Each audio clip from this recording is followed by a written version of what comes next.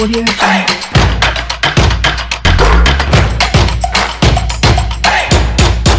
Le feuilleton du foot européen se vit ici et maintenant sur Sport FM et sportfmtg.com. Merci de nous rester toujours fidèles. Salut sportif à vous, auditeurs et internautes. Voici le déroulé de ce nouveau numéro fin de saison électrique en Première Ligue. City et Liverpool entretiennent le suspense pour la conquête du Graal. Le scénario idem en Italie avec deux clubs rivaux de la ville du Milan. Ailleurs, la lutte pour les places européennes très engagé en Liga, Bundesliga et Ligue 1. On en parle dans la première partie de votre mag. La seconde ouvre le débat sur la réforme de la C1, actée et annoncée en semaine. Tous les contours d'une nouvelle compétition de l'UEFA, décryptés par nos spécialistes Franck Nounyama, Vicente Noussoulé et Joël Aïe. Et l'homme à devant et Théo Ajavon. C'est le duo d'experts sur le plan technique qui nous accompagne ce jour. Épisode 731 de Plateau Foot Europe. Toutes les infos et actus du ballon rond sur le vieux continent, c'est ici et tout de suite. Bienvenue. Nous y sommes et nous sommes bien en direct du studio Messanyame. Franck Nounyama, bonjour, bienvenue. Comment vous portez-vous? Angelo Foulico, bonjour. Je vais très bien, c'est un plaisir d'être ici. Bonjour à Vicente, bonjour à Joël. On se retrouve. Comme toujours, Vicente Noussoulé. Oui. Ah oui, je vous taquine déjà en offre. Comment vous portez-vous? Ça va très bien. Comme qui là? Comme Vinicius ça ou va Karim très bien, Benzema? comme Karim Benzema. Le duo gagnant. Le meilleur joueur de la saison, tout simplement. Le ballon pas? de l'avenir. Il n'y a rien à dire. Il n'y a rien à Sans discuter commentaire. là-dessus. Même Lewandowski ne pourra pas lui arracher ça. Non, ça c'est depuis. N'est-ce pas? Benzema Mais Sadio Mané. Non, Sadio Mané est trop petit. Ouh là là. Il a sorti les qualificatifs. Trop petit. Joël Aïe, bonjour, bienvenue. Bonjour Angelo, bonjour à tout le plateau. Oui. Et bonjour à tous ceux qui nous suivent actuellement. Vous n'allez pas bien parce que votre Manchester n'est pas qualifié officiellement pour la Ligue des Champions. Hein. Oui, peut-être avec vous allez jouer désormais les jeudis, c'est ça? Oui, on va rejoindre ton club. Moi, j'ai pas de club. Ah oui, le Barça. Je n'ai jamais annoncé officiellement. Ah, ok, d'accord. Mais on le sait. On le sait. Merci, Eric. Nous allons tous jouer maintenant les jeudi. Il y a des clubs là-bas. L'essentiel, c'est d'aller à jeudi. Sinon, il y a des clubs. Il y a plusieurs clubs là-bas. Vous n'êtes pas sérieux. Et ça démarre comme ça dans la bonne humeur. Merci beaucoup. En tout cas, de nous rester fidèles et de nous suivre. D'où vous trouvez et l'homme à devant. Et voilà, il en rit tellement. Nous allons démarrer avec les majeurs. Première destination. Première Ligue Express News. Alors, du côté de la perfide Albion, on va s'intéresser d'abord à ce match en retard de la quantième journée, 22e journée du côté de la Première Ligue. Ce match joué ce jeudi entre Tottenham et Arsenal. À l'arrivée, ce sont les Spurs, grâce toujours à son duo infernal, Harry Kane et Son, qui met 3-0 pour cette équipe de Tottenham face à Arsenal. On pourra dire que Tottenham, mine de rien, en début de saison, c'était compliqué. Vers la fin de saison, on ne retrouvait plus cette équipe d'Antonio Conte. Mais là, dans le dernier virage, Tottenham veut tout faire pour se qualifier pour la Ligue des Champions. Bien sûr, c'est un club qu'on a pu retrouver, on va dire, dans les premiers rôles de la Première Ligue anglaise. Un peu d'instabilité au niveau du staff technique. Parce que là, après le départ de Mourinho, on a fait venir le Portugais Espirito Santos qui n'a pas réussi à mettre le club là où les propriétaires veulent voir le club. Après, on a fait appel à l'expérimenté Antonio Conte qui est venu, qui essaie avec son 3-5-2 de réveiller un club qui se trouve un peu dans le ventre mou de la compétition. Maintenant, petit à petit, ça revient. On a retrouvé le duo Son Harry Kane qui met des buts. Et la dernière fois sur ce match, je pense qu'ils ont mis la pression, suffisamment la pression aux Gunners qui n'ont pu jouer. On a mis, on va dire un peu dans les ténoirs les Saka qui portent ces derniers temps les titres. Donc je pense que sur ce match, lorsque vous regardez un peu, on a poussé les défenseurs à la faute. Regardez le carton rouge. Donc 3-0, ce n'était pas volé. Et ça permet quand même à Tottenham de rêver, de revenir à un point des Gunners. Ça fait désormais, je pense, 65. Donc c'est toujours possible. Ouh là là, parce que la rivalité elle est tellement intense quand on parle de Tottenham et d'Arsenal. Franck a planté le décor. Vicente, est-ce le fait par exemple de voir Holding écoper deuxième, second carton jaune, on pourra dire dans la partie, ça a facilité les choses aux Spurs. Oui, évidemment, ça a beaucoup joué, puisque quand on suit un peu le cours du match, je pense que Arsenal aussi a débuté avec les armes qu'il avait, sauf que ce carton rouge vient tout simplement crucifier les Gunners, et on a vu que Ken et Son ont tout simplement déroulé leur jeu devant. Donc, je pense que aussi, c'est vrai que ce carton a joué, mais aussi c'est les performances de ces deux joueurs-là, Harry Kane et Son, qui ont aussi beaucoup pesé dans la balance. Oui. Et donc je pense que sur ce match-là, on a quand même vu une équipe de Tottenham un peu au-dessus de cette équipe d'Arsenal qui était un peu plus crispée. Oui, plus d'envie parce que je me dis que Arsenal a tout simplement été victime de la pression, parce qu'il y a une certaine pression quand vous êtes devant et que votre poursuivant direct s'appelle Tottenham et que le coach de Tottenham s'appelle quand même Antonio Conte, que vous avez deux joueurs offensifs devant vous, qui a eux deux, qui ont planqué 36 buts cette saison. Qui ont accroché Liverpool en semaine dernière. Évidemment, qui ont accroché Liverpool, qui évidemment allons peut-être empêcher de ce titre d'aller chercher ce titre-là. Je pense que la pression a aussi beaucoup joué ce côté. Peut-être on peut l'expliquer même, ce carton rouge de Holding par cette pression-là. Donc je pense que Tottenham était un peu au-dessus et le score est tout simplement logique. Maintenant, on peut un peu discuter sur le nombre de buts encaissés, 3. C'est beaucoup par rapport à ce qu'on a vu d'Arsenal aussi, tout dernièrement. Une jeune équipe. Une très jeune équipe Arsenal, on sait que c'est souvent des Bibis Faces qui jouent. Intéressant. De ce côté-là. Mais je pense que Arsenal a un peu grandi ces derniers moments avec Arteta.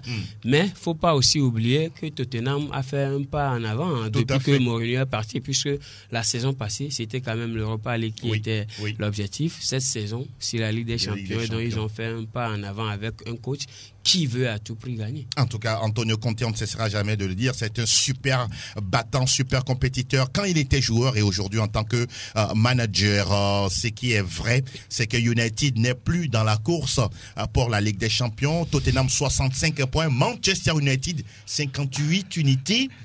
Encore une désillusion pour le club le plus titré d'Angleterre. Exact, je peux dire qu'aujourd'hui Manchester ne fait pas encore le poids par rapport à la concurrence. Aujourd'hui, Manchester, on a quand même des joueurs. Manchester a des joueurs, des grands noms, mais pas forcément un collectif. Parce que depuis un moment donné, les vestiaires en sont responsables. Le collectif, ce sont les joueurs qui l'impriment ou c'est l'entraîneur qui demande à jouer de cette façon? Bon, tactiquement, c'est l'entraîneur qui impose son choix de jeu. Maintenant, sur le terrain, les joueurs appliquent et les consignes de l'entraîneur. Mais apparemment, avec United, les joueurs ne le font pas. C'est ça, ils sont têtus? Non, à un moment donné, on se dit que il y a un problème de clan dans les vestiaires de Manchester aujourd'hui. Il n'y a pas d'unité. Il n'y a pas d'unité du tout. Il y a un problème de clan dans les vestiaires.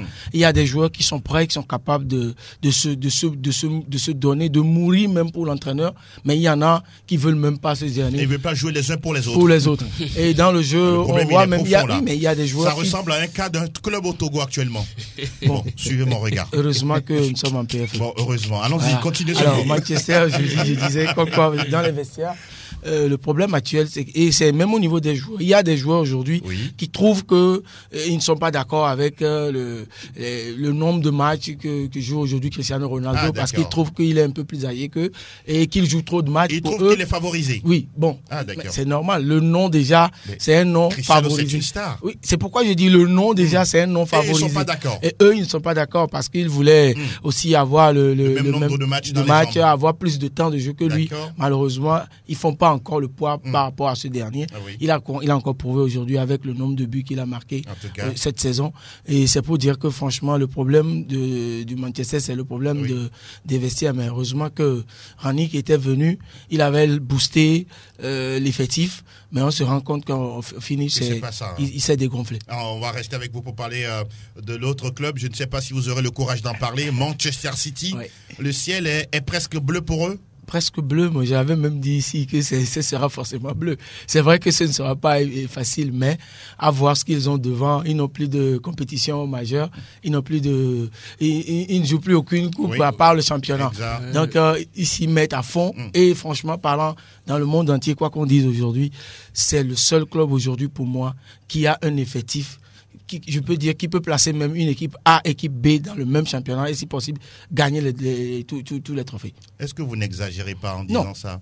Par rapport à ce que l'équipe là a aujourd'hui en termes d'effectifs et ce qu'ils font dans le jeu. Oui. C'est vrai, à un moment donné, ils ont subi une pression tout dernièrement avec le Real Madrid. Tout à fait. Parce que c'est une équipe vraiment qui a un aura vraiment très puissant à un niveau donné. Oui. Ça y est, quand l'entraîneur Guardiola ne se retrouve plus, c'est toute l'équipe qui plonge. Mais aujourd'hui, ils ont retrouvé le mental. Guardiola a réussi à faire remonter cette équipe parce que l'objectif premier de cette saison, c'est la première ligue d'abord. Bon, ils ont gagné 5-1 contre Wolverhampton. Wolverhampton n'est pas quand même, un ogre de la première ligue anglaise. Même Wolverhampton peut surprendre parce qu'ils ont même perdu la dernière fois face à Brighton. Ils ont perdu, personne ne voyait Brighton battre City, mais ils l'ont fait. Donc, en première ligue, tout est possible. Tout est possible. Manchester City qui corrige Wolverhampton 5-1 avec un quadruplé signé Kevin De Bruyne. Ça lui fait quoi? C'est un joueur masterclass. Hein. Moi, je dis, si je suis président d'un club propriétaire, quel que soit le montant, je mets là-dessus et je le récupère. 19 buts marqués, 13 passes décisives, le tout en 43 matchs, toutes compétitions confondues. Pendant ce temps, Franck, Liverpool, sur la pelouse d'Aston Villa, a gagné 2-1 grâce à Matip et Sadio Mané. Et même si cette équipe de Liverpool continue d'y croire, 89-86 points, vous gardez toujours de l'optimisme pour les Reds de club? Tant que c'est possible mathématiquement, il faut dire que Liverpool peut continuer de rêver. Parce que mathématiquement, c'est pas fini pour les Reds. Et on peut dire qu'ils y sont, qu'ils mettent tous les moyens pour gagner tous les matchs et être toujours dans la course. Parce que là, Manchester City est là et répond chaque fois. Sur ce match contre Aston Villa, ça a été compliqué parce que là, j'allais dire les poulains de Steven Gerrard ont poussé Liverpool à fond parce que là, c'est un match particulier pour Steven Gerrard. Vous savez, c'est un ancien des Reds, donc ça a été compliqué. Il a fallu cette tête décroisée avec beaucoup d'intelligence de la part du Sénégal et du champion d'Afrique pour faire la différence. La pression continue sur les deux clubs, j'allais dire. Maintenant, malheur à celui-là qui va s'enfoncer dans une erreur. Je pense que City est forcément avancé. Il va falloir un tsunami pour qu'il ne gagne pas le titre. Donc voilà, c'est facile pour eux parce que lorsque vous voyez ce qui vient, City se déplace chez les Hammers pour la 37e journée. Liverpool va chez Southampton. Et puis lors de la dernière journée, City reçoit Aston Villa et puis Liverpool joue contre Wolverhampton. Donc je pense que c'est des clubs faciles. Maintenant, il faut faire attention surtout aux Hammers qui jouent contre les Citizens. Surtout les Hammers qui, pourquoi pas, vont essayer de titiller cette équipe Citizen quand on sait qu'ils sont également à la recherche d'un ticket européen. Les Hammers, 30 secondes avant de parler de Chelsea. Oui, rapidement, je pense que City-Liverpool. Oui, d'abord, il faut dire que ce sont deux clubs aujourd'hui qui sont en train de démontrer qu'ils font quand même partie des meilleurs. Maintenant, par rapport à ce championnat, je pense que Franck a parlé de mathématiques. Moi, je vais un peu pousser le bout plus loin en disant que City est déjà champion. Pour moi, parce que City n'avait plus besoin de faire des erreurs et je pense même que cette erreur face au Real Madrid leur a encore donné une autre impulsion et donc il va pas falloir faire une erreur encore. D'accord. Donc voilà, c'est vrai qu'ils vont à West Ham, ils reçoivent Aston Villa par derrière, mais ce ne sont pas des clubs qui puissent mettre en difficulté. Vous les voyez concentrés jusqu'au bout. Oui, évidemment, parce qu'il le faut. Guardiola le sait, il est dos au mur aujourd'hui. Et sans la Ligue des Champions, il doit au moins gagner cette première ligue-là. Je pense qu'il a des joueurs pour le faire. Tout à fait. Et les statistiques démontrent même que City, après chaque 40 minutes, marque au moins un but. C'est donc fort. C'est difficile pour les clubs de venir rivaliser résister avec cet orgue-là. Mais en même temps, Liverpool doit continuer par rêver. Parce que après tout, on est en football. Tout peut se passer. Donc, City n'est pas encore champion. Si vous dites que Guardiola est dos au mur, mais s'il est dos au mur, ça veut dire qu'il a la pression. Ça veut dire que tout peut arriver par rapport à ces deux derniers matchs. Les Hammers, vous les connaissez. Quand je dis City est champion, cela veut dire qu'il y a 90% 90%. À 90%. C'est pas 100%. Ça veut dire qu'il y a encore 10% et c'est possible. C'est possible. On est en football, on se rappelle de la saison 2013-2014 quand Liverpool a été battu par Crystal Palace, tenu en échec par Crystal Palace, 3 buts partout. Alors, pendant ce temps, Liverpool était presque proche du titre. Les larmes de Luis Suarez à l'époque, on l'a tous constaté. On rappelle que Liverpool joue la finale de la FA Cup ce samedi à 15h45 face à Chelsea. Le match a lieu au stade de Wembley. Et pourquoi pas Liverpool accrocher ou bien soulever ce trophée domestique. On rappelle que Chelsea a corrigé Leeds 3-0 avec des réalisations signées Mason Mount, Pulisic et puis Romelu Lukaku. Oui, il se remet à marquer pour Chelsea, même si on l'annonce ailleurs. On attend de voir le match Everton-Brentford également à suivre parce que le club de la Merci est également menacé de relégation. C'est bien terminé pour la première ligue anglaise. Messieurs, nous continuons vers un autre majeur où là aussi le suspense est entier. Benvenuto Calcio Italia. Nous parlons de la Serie A italienne avec l'épisode 37. Deux matchs attendus, puisqu'on parle beaucoup plus des deux Milan.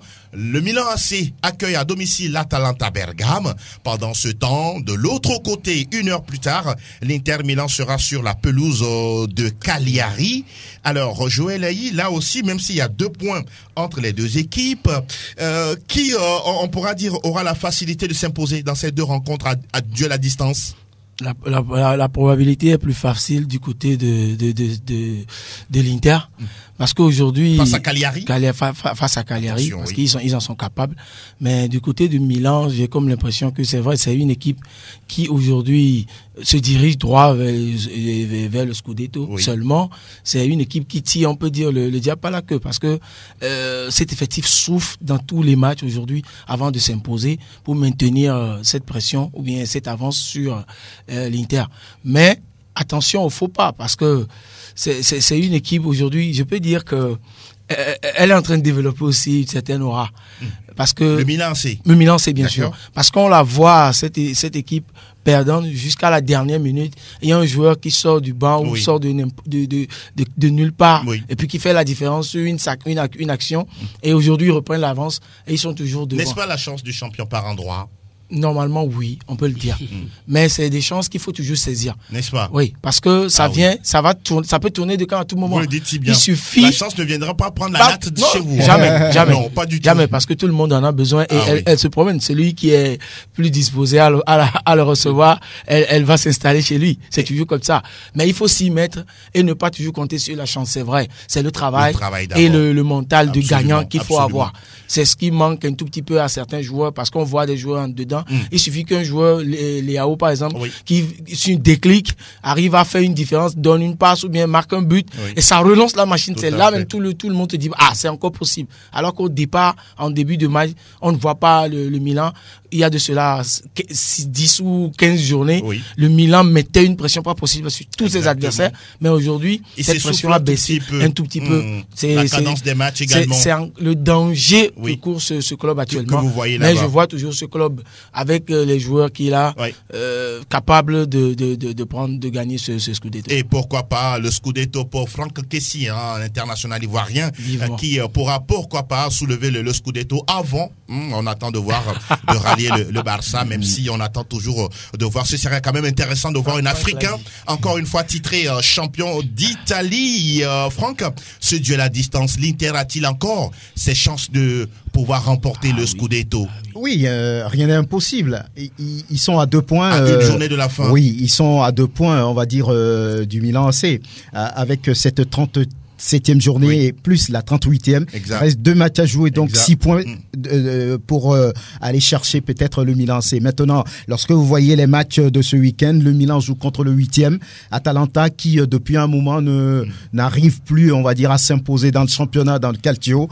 Ce club qui a fait des merveilles en Ligue européenne des champions, on se souvient il n'y a pas très longtemps. Le club a un tout petit peu moussé, on va dire, que sur le papier. Les Rossoneri sont favoris sur ce match. Maintenant, il va falloir aller chercher ces 3 points pour peut-être se mettre à l'abri. Côté Inter Milan, je pense qu'il joue le 18e. Cagliari on a comme l'impression que c'est plus facile. Maintenant, sur le papier, cette équipe-là a envie quand même de se sortir de cette zone. Oui. Peut-être 3 points lui permettront quand même d'aller un peu en haut du classement. Donc, je pense que c'est un match à jouer. Il ne faudra surtout pas perdre pour l'Inter Milan parce que Cagliari, ils sont comme on va dire un cabri mort. Oui. Ils savent que s'ils ne gagnent pas, c'est déjà peut-être la division inférieure. Mais aussi donc, la fierté à domicile. La fierté à domicile. Donc, ils vont pousser, ils vont chercher à gagner. Il appartient donc aux Nerazzurri de faire la différence. Alors, les deux entraîneurs sont prévenus. Stefano Pioli, côté Milan AC, et puis Simone Inzaghi dans les rangs des Nerazzurri. On rappelle que, justement, ces deux équipes-là, la dernière année, le dernier exercice, c'est l'Inter qui était sacré champion. On a l'impression que c'est une passation de pouvoir entre les bleus et noirs et les rouges et noirs. Aujourd'hui, on est fiers de voir quand même un championnat qui crée du suspense parce que depuis un moment, on n'a plus constaté cela. On a vu sur une longue journée, la Juve était là, à surfer sur son hégémonie.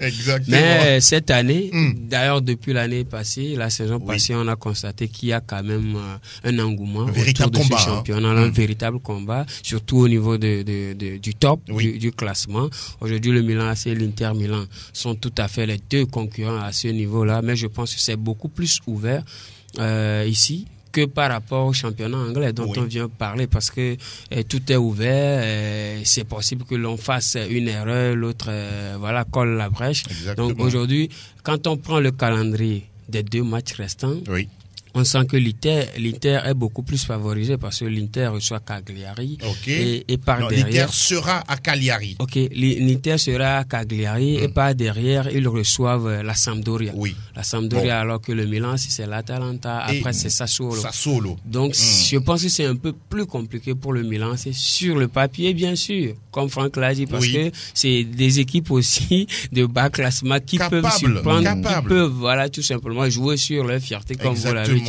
Et donc je pense que c'est ouvert tout simplement. On attend la prochaine journée, cette journée qui va se jouer pour voir véritablement à l'horizon peut-être celui qui sera champion. Sinon, je pense que c'est très intéressant de voir les deux Milan s'échanger des coups comme cela. Et ça se fait du bien. Ça fait du bien tout simplement. Ce qui ne contente pas du tout la Juventus, qui n'est pas du tout content puisque la Juve a été battue en finale de la Coppa d'Italia justement par cette équipe interiste 4-2 avec des rebondissements dans cette partie, 2 pénaltys pour les Nerazzurri avec un doublé de Ivan Perisic, justement dans ce match. Simone Inzaghi qui rêve d'un scudetto, d'une Coupe d'Italie et pourquoi pas d'une Super Coupe d'Italie pour réaliser le triplé. Tout est possible. On rappelle que la dernière fois que la dernière fois que l'Inter a battu 3 fois de suite la Juve, ça se rappelle, c'est depuis la saison 1929-1930. Et depuis là, plus rien ne s'est passé ainsi. L'Inter en tout cas aime les bonnes choses. On pourra le dire ainsi.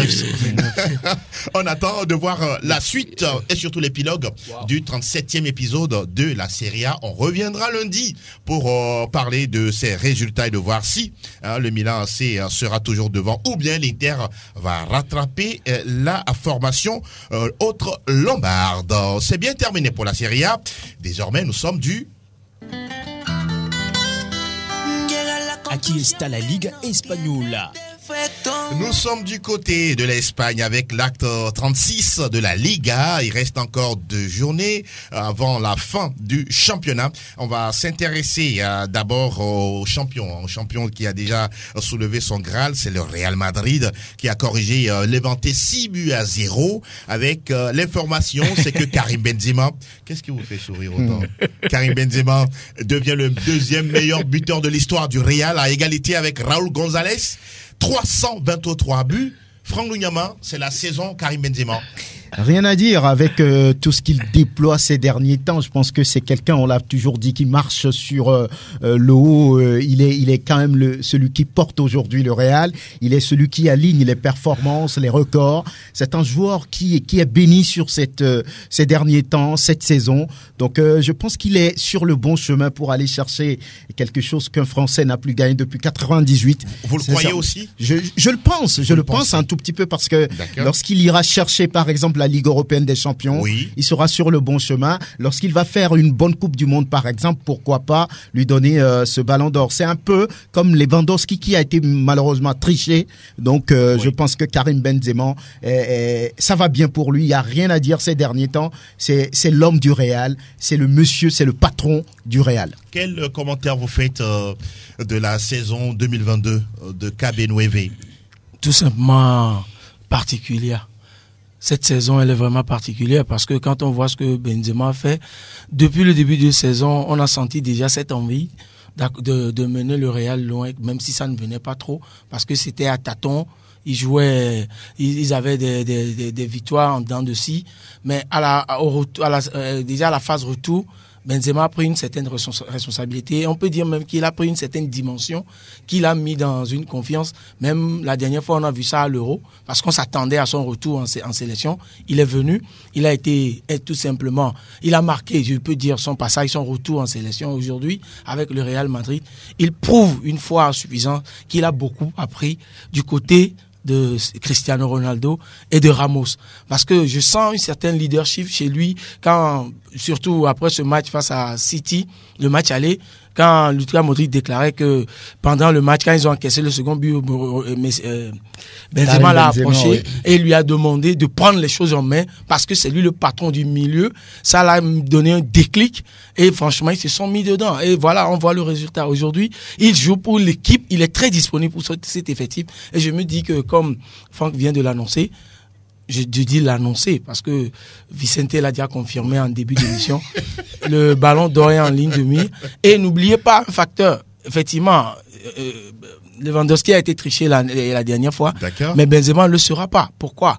Parce que c'est un Français. Ah, ça, c'est un aspect très important. C'est un Français. Important. Ah oui, c'est un Français. Et les Français feront tout. Les médias français commencent d'ailleurs par le dire. Déjà, il en parle. Donc, ils feront tout pour qu'il soit sur le podium et prendre ce prix vraiment exceptionnel. Pas sur le podium.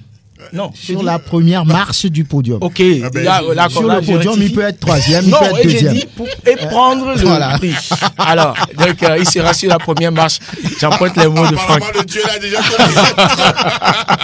Sinon, c'est vraiment exceptionnel ce que Benzema fait aujourd'hui. Et il mérite, selon moi, tout ce qui lui arrive. Aujourd'hui, c'est un vice-capitaine qui donne un grand exemple à tous les attaquants du monde entier aujourd'hui. Que faut persévérer, rester dans l'ombre d'un leader et devenir leader après, c'est toujours une bonne chose. Et Benzema le fait si bien. La force de la résilience, Karim Benzema. Évidemment, c'est tout simplement le reflet de la résilience aujourd'hui, le reflet du mental fort, le reflet de la responsabilité. Mourinho disait toujours ça quand il a commencé à entraîner les équipes. Pour moi, le football, c'est 10% de talent, 90% de mental. Évidemment, il le faut parce que le talent, il y en a partout. Presque tous les joueurs, même dans mon quartier, il y en a du talent. Mais il faut quand même quelque chose pour simplement fortifier ce talent-là. Et je pense qu'aujourd'hui, Karim Benzema est en train, ou bien peut, se taguer la poitrine de dire qu'il peut manger aussi à la table de Cristiano Ronaldo et Lionel Messi aujourd'hui. Et donc, il peut pousser de côté Griezmann. Griezmann, c'est une ancienne histoire. Moi, je pense que, comme Franck et Joël l'ont déjà dit, je pense que Karim Benzema a fait une saison extraordinaire. La meilleure de ses saisons au Real Madrid depuis qu'il est là, depuis 2009. Je pense les attaquants, presque tous les meilleurs sont passés par là. Exactement. Mais Karim Benzema a dû travailler, a dû garder ce mental-là. On a vu des coachs passer, on en a vu qui l'ont mis sur le banc, on en a vu d'autres qui l'ont fait confiance. Mais je pense que de tout ce temps-là, Karim Benzema a gardé pied sur terre, il a travaillé dur. Et il y a seulement deux choses qui ont changé à son niveau depuis que Cristiano Ronaldo est parti. Il y a la responsabilité et l'efficacité. Et je pense qu'aujourd'hui, il le mérite tout simplement ce qui lui arrive. C'est vrai qu'aujourd'hui, on parle de ballon d'or. Il est un peu au-dessus de ce que Mohamed Salah a fait cette saison parce que Mohamed Salah, c'est plus ou moins inconstant. Sadio Mané, avoir le courage de le dire. Oui, Sadio Mané, c'est vrai qu'il a gagné la CAN, mais ce n'est pas aussi cet attaquant-là qui met des buts aussi chaque week-end, qui impressionne et qui a cette aura-là, qui peut aussi basculer dans la balance. Mais je pense que Benzema est parti, très bien parti pour tout simplement arracher ce trophée-là dont il a tant rêvé. Il le dit souvent que c'est quelque part dans le coin de la tête.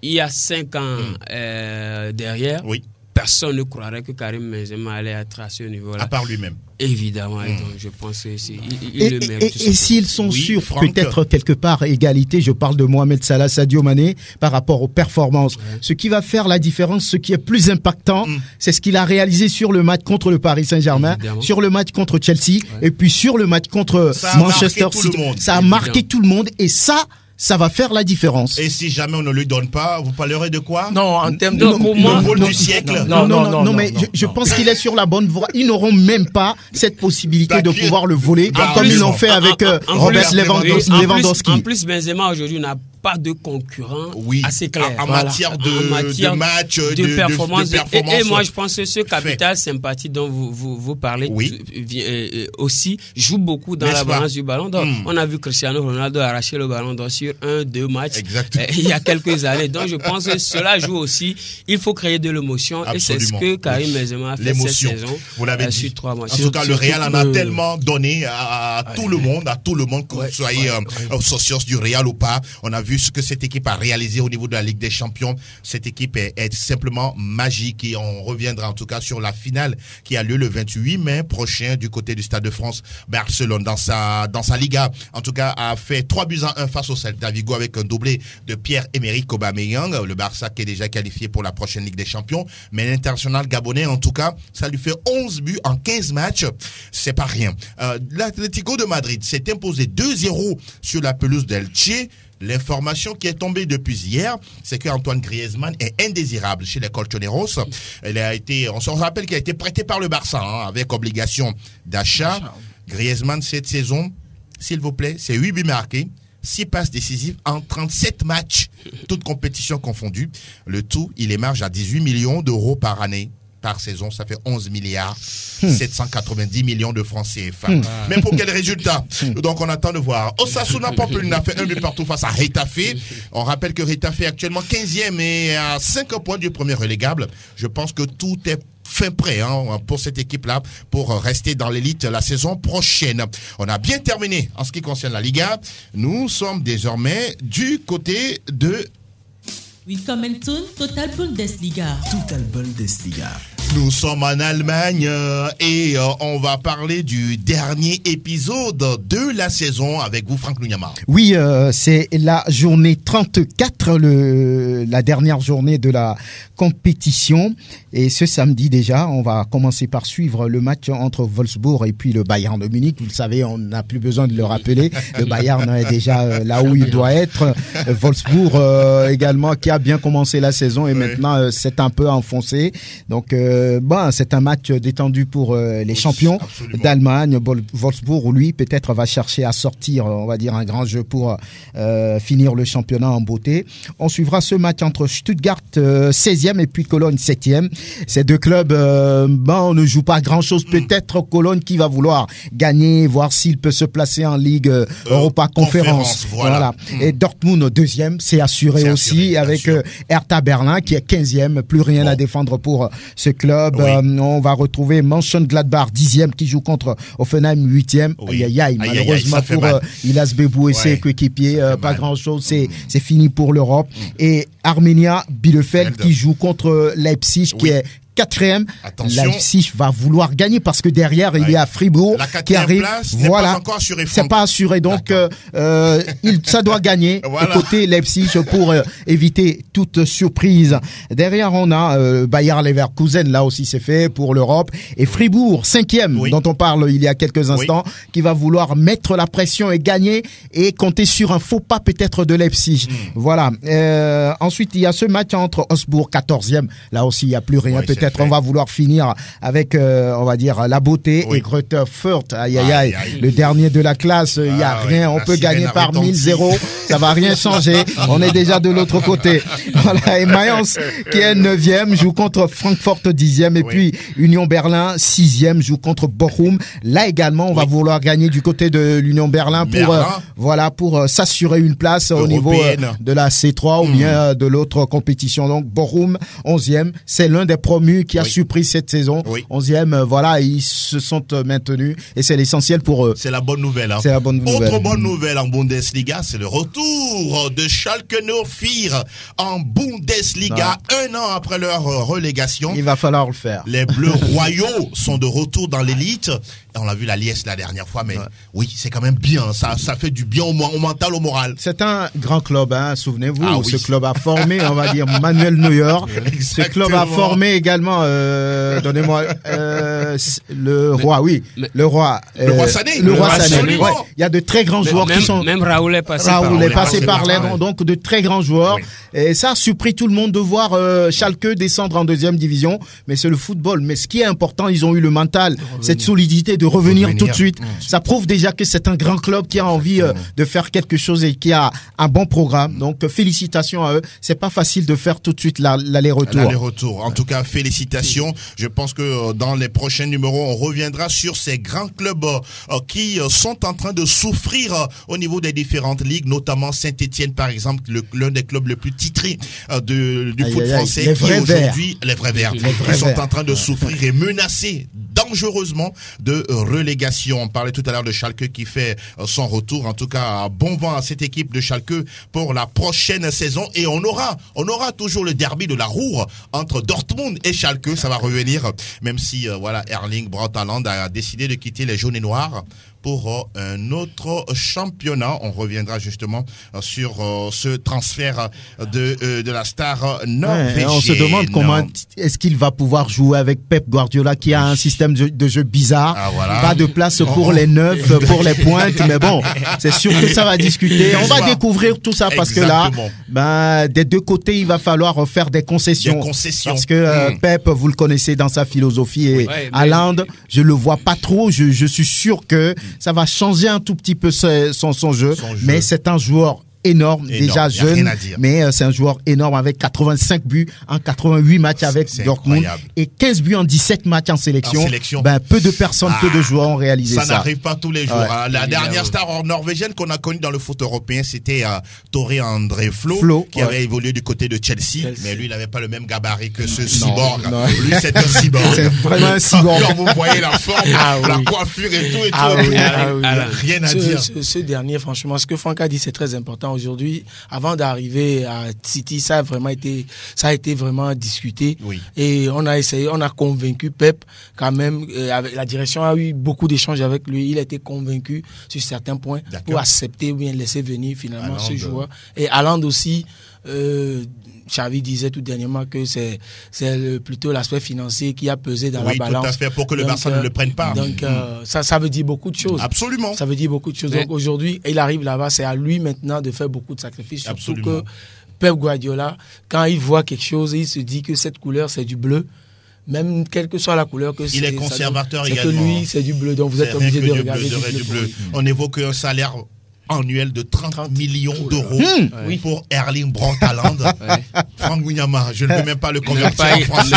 Même pas y penser. Mais je pense que s'il est là aujourd'hui, c'est parce que Guardiola a donné quand même son acquiescement. Donc, je pense que c'est vrai, la star, elle ne va pas changer. C'est Kevin De Bruyne. Il n'y a rien à dire. Mais dans le choix, comme Franck l'a dit, je pense que Pep Guardiola va tout simplement avoir mettre de l'eau dans son vin pour tout simplement trouver de la place pour ce cyborg. Parce que je pense qu'il avait déjà besoin d'un tel attaquant.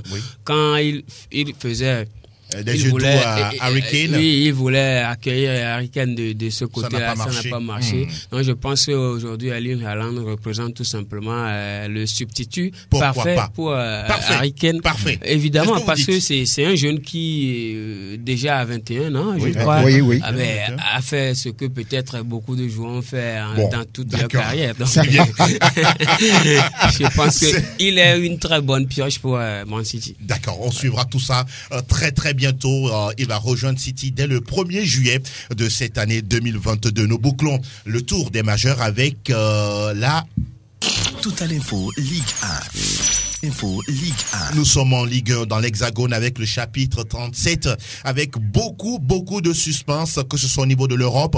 Rennes-Marseille à suivre ce week-end. Là aussi, Marseille veut tout faire pour rester deuxième de ce championnat, mais Rennes n'a pas dit son dernier mot. Monaco également lorgne cette place là pour la Ligue des Champions. Les Monégasques sur le Rocher vont jouer contre Brest. Nice accueille Lille. Strasbourg face à Clermont. Cette équipe de Clermont également, de Strasbourg également est aussi ambitieuse. Deux clubs grandioses du championnat français qui risquent de rejoindre la Ligue 2, Bordeaux, les Girondins de Bordeaux, de Thibaut Klidje, voilà, de Togolais face à Lorient. Et puis Saint-Etienne qui accueille Reims. Pascal Duprat, pour l'instant, c'est compliqué pour lui de pouvoir faire la magie du côté des Verts. On rappelle que mercredi, Nantes a battu Rennes 2-1. Et puis la déculottée de Saint-Etienne qui menait 2-0 face à Nice a été rattrapée, renversée par Nice, 4-2 à la fin.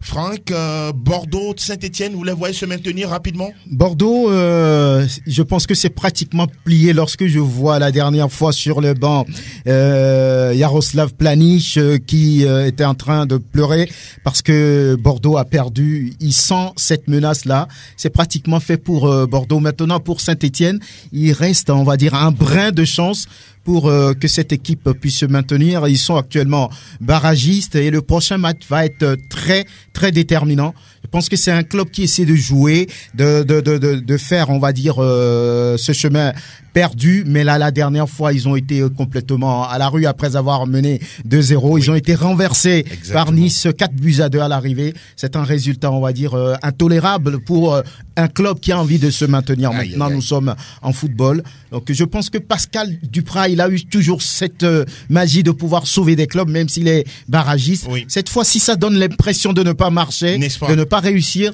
Maintenant, on va aller jusqu'au bout pour voir ce que ça donne. Bordeaux, malheureusement pour Thibaut Klidje, c'est pratiquement fait. Oui. Même si David Guyon dit c'est un élément essentiel pour l'effectif des Girondins. Pour la Ligue 2, alors. Peut-être pour la Ligue 2. Pour la Ligue 2. Ah oui, ça fait mal. Ça fait mal de parler de Saint-Etienne et de Bordeaux qui risquent, je dis bien qui risquent, en tout cas d'évoluer en Ligue 2 la saison prochaine. Ce n'est pas du tout, en tout cas, bien pour des clubs aussi grandioses. On reviendra justement sur le pourquoi de ces grands clubs qui, malheureusement, n'arrivent pas à se redresser. Le cas d'Everton en première ligue, de Bordeaux et de Saint-Etienne en Ligue 1. C'est bien terminé pour la Ligue 1. Désormais, nous allons discuter sans langue de bois. Plateau Foot Europe sur Sport FM. La tribune où les spécialistes disent tout haut ce que le public pense tout.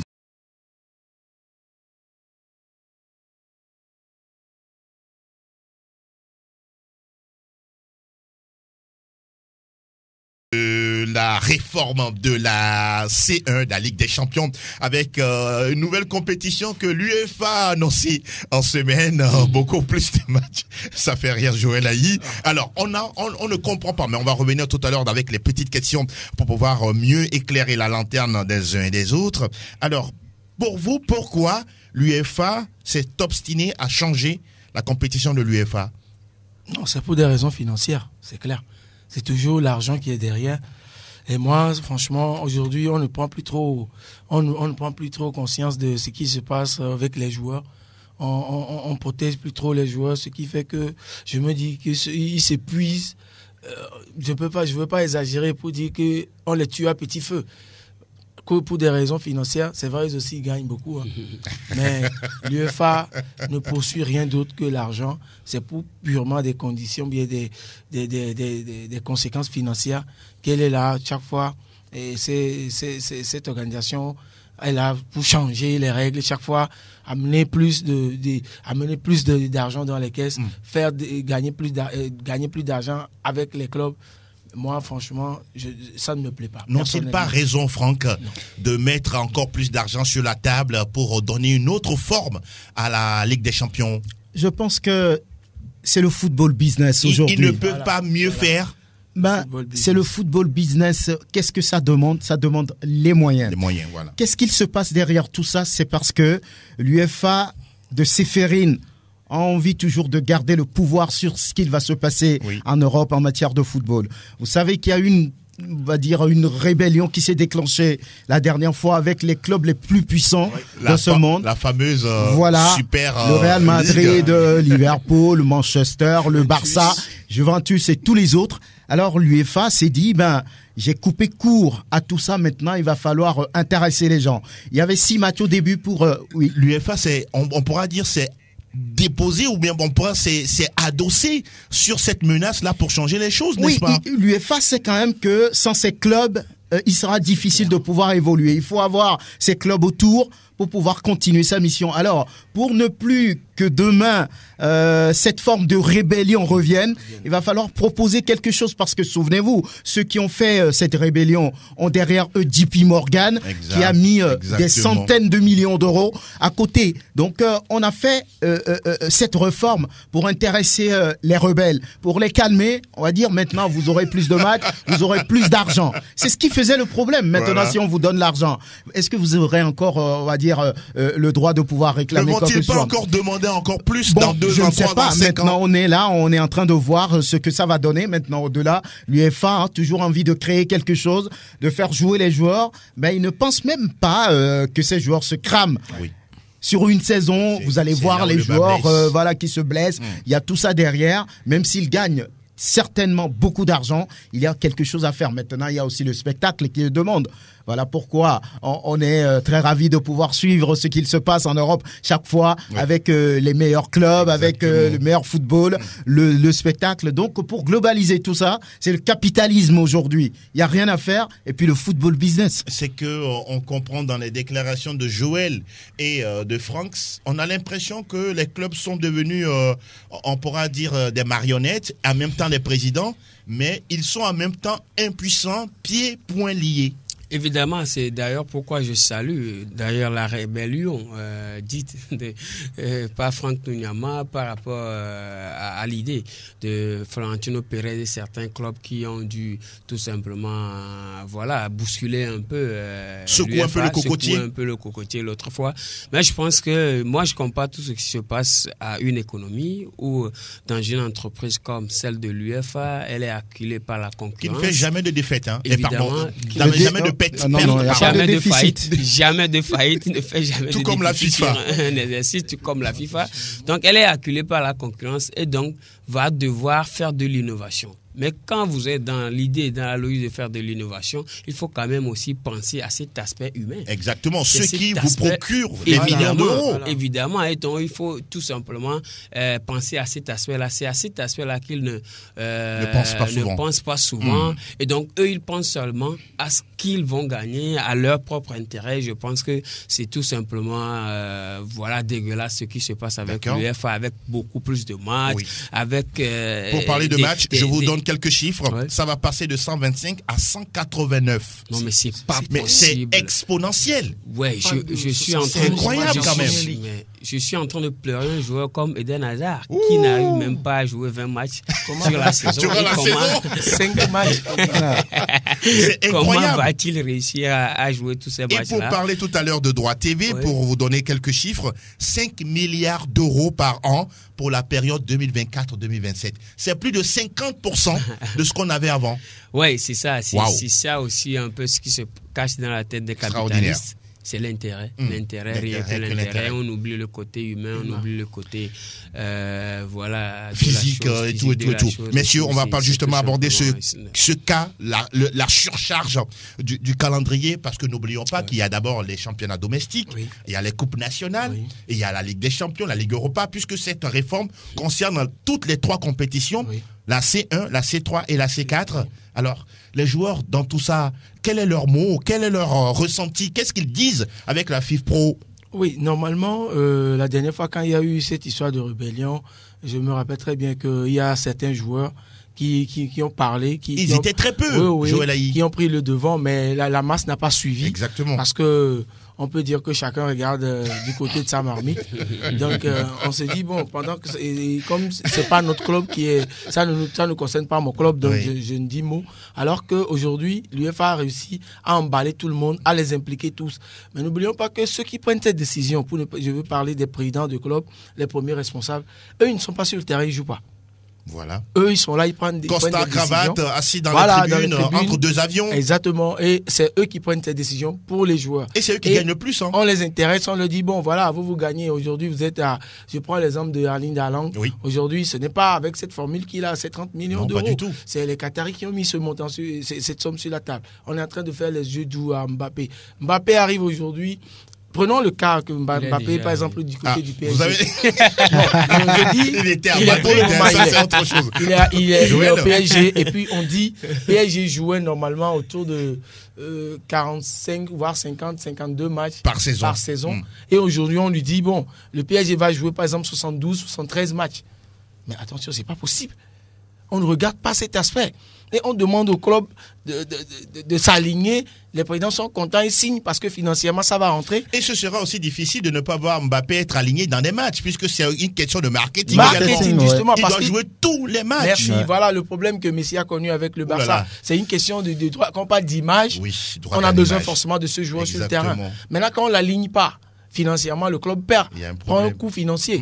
Donc aujourd'hui, qu'est-ce que l'UEFA met derrière pour accompagner? Moi, personnellement, tout dernièrement, il y a beaucoup de clubs et de sélectionneurs, bien d'entraîneurs qui sont pleins en Europe. Il y a Mourinho qui s'est plaint. Il y a Jürgen Klopp, la saison passée, même qui s'est plaint. Guardiola qui a aussi réagi, qui demandait plutôt de réduire le nombre de matchs en fonction des compétitions. Mais ils n'ont pas été écoutés. Personne ne va les écouter puisqu'ils sont des employés. C'est pas eux qui payent. Ils sont plus payés. Donc, c'est dangereux ce que l'UEFA est en train de faire.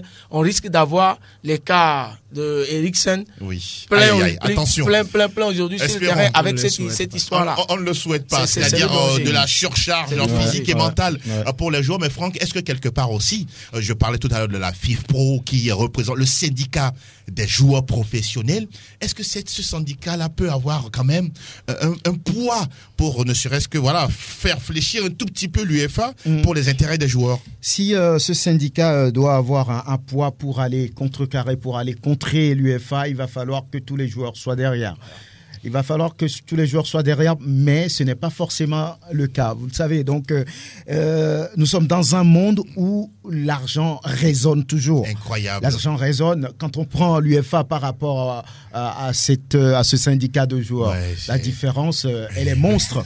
On ne peut même pas les comparer. Donc aujourd'hui, c'est le lobbying qui parle dans ce monde du football.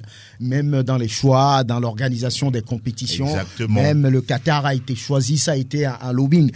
La dernière fois, le sélectionneur des Pays-Bas l'a dit, que c'est ridicule de chercher et d'aller jouer la Coupe du Monde dans un pays qui ne connaît rien du football. Le plus petit du monde. Voilà, donc je pense que c'est le lobbying qui parle aujourd'hui et c'est l'argent qui parle. Donc ce syndicat, à mon avis, n'a pas les moyens de pouvoir faire fléchir l'UEFA. Sauf que de nom.